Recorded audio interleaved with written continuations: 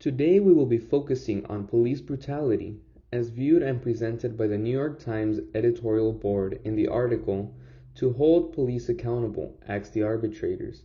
The editorial board is composed of opinion journalists who rely on research, debate, and individual expertise to reach a shared view of important issues.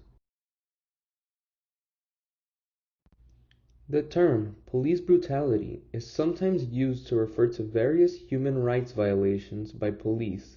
This might include beatings, racial abuse, unlawful killings, torture, or indiscriminate use of riot control agents at protests.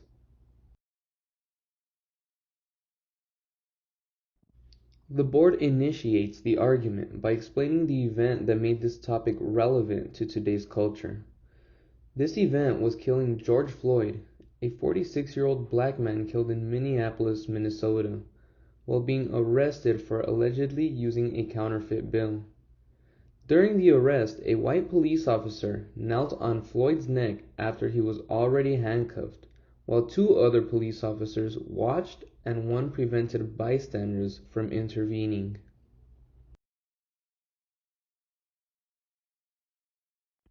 The death of George Floyd led to various riots. Local protests began in the Minneapolis-Saint Paul metropolitan area before quickly spreading nationwide and in over 2,000 cities and towns in over 60 countries in support of the Black Lives Matter movement. In the summer of 2020, polls estimated that between 15 and 26 million people participated at some point in the demonstrations in the United States, making the protest the largest in U.S. history.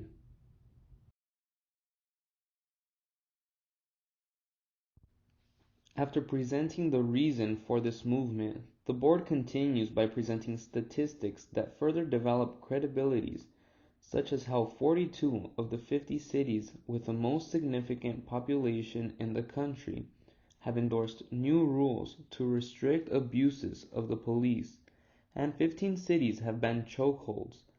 The presentation of these statistics is essential because they allow the audience to acknowledge that the authors are credible, thereby making the text more astounding and impactful.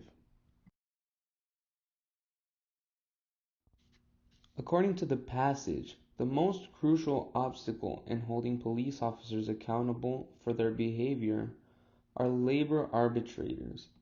The authors of the text state, "Labor arbitrators have ordered police chiefs to rehire officers fired for deeds as outrageous as sexually assaulting a teenager in a patrol vehicle, driving the getaway car in a murder, and fatally shooting an unarmed driver," according to a 2017 investigation by the Washington Post.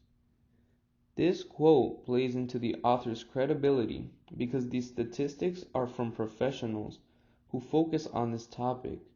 However, it also contributes to the reader's emotions.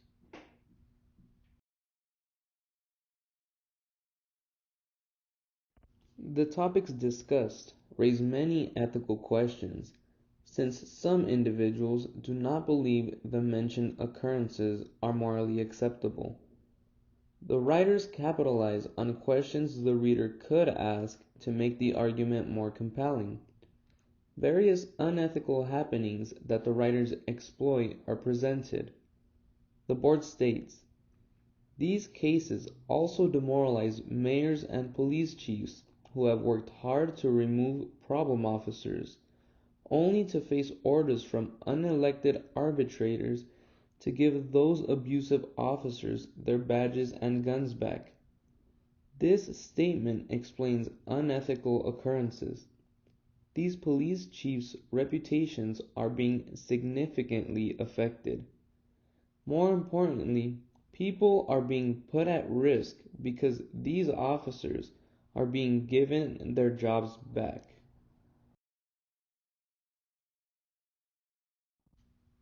Police brutality has become a significant issue, significantly impacting our great nation. As the authors imply, we should take this as a call to action and take the initiative to ratify state and local statutes to prohibit this negligent activity, especially by those individuals whom we are supposed to rely on and trust in times of distress.